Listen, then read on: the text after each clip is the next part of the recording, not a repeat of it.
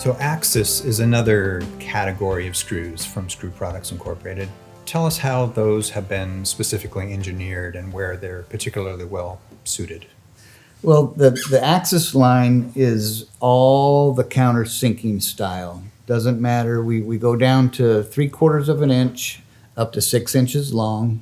3/4 is a number 8. You get into some longer lengths, a number 9, and then you get into a number 10. So we have 8, 9s, and 10s in the Axis, and 14s, a little fatter, stronger screw for the longer ones also. We've made this horizon head, which is just slightly domed a little bit. Okay. Reason for that is it makes our recess a smidge deeper, which is important for your cam out. And also, when your screw goes in crooked a little bit, you still have a nice finished look. We have an exterior screw, we have the interior screw, and we have 305 stainless steel and 316 stainless. And 316 stainless is your saltwater grade stainless for your oceanfront home. That's what they use stainless on railings of boats. Sure. People are going to ask why we went from a yellow zinc to a white zinc, and I'll hand you this. Yeah, I noticed some of those are bright, shiny, almost chrome-like looking. There's chromium 6 in the yellow zinc, and there's chromium 3 in our white zinc. This is a much more environmentally friendly coating. But believe it or not, being a more environmentally friendly coating, this actually has a better corrosion-resistant coating than our yellow zinc screws. Stainless steel, again, 305 and 316, and then the exterior coating is a 1,500-hour salt spray rated coating.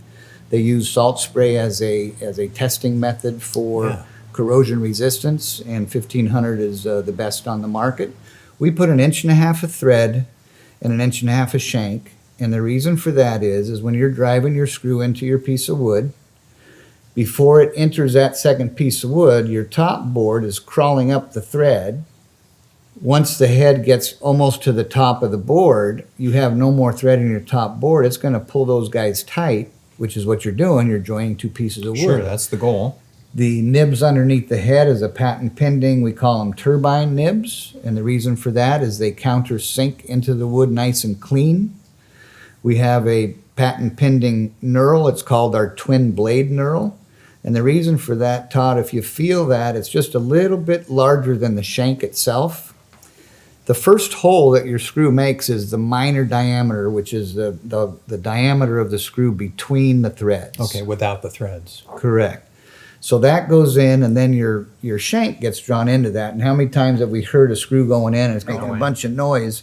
Well, this reams the hole out. Our twin blade knurl reams that out to reduce the heat on the screw, reduce the amount of torque it takes to put the screw in, reduces the amount of battery juice that you're using on your battery, and the torque on your wrist, it reduces. That too. And last but not least, doesn't matter if it's the 3/4 of an inch screw or the 6-inch screw, the contractors, the homeowners do not have to go find a different bit because it's a T20 bit, and a T20 will drive them all.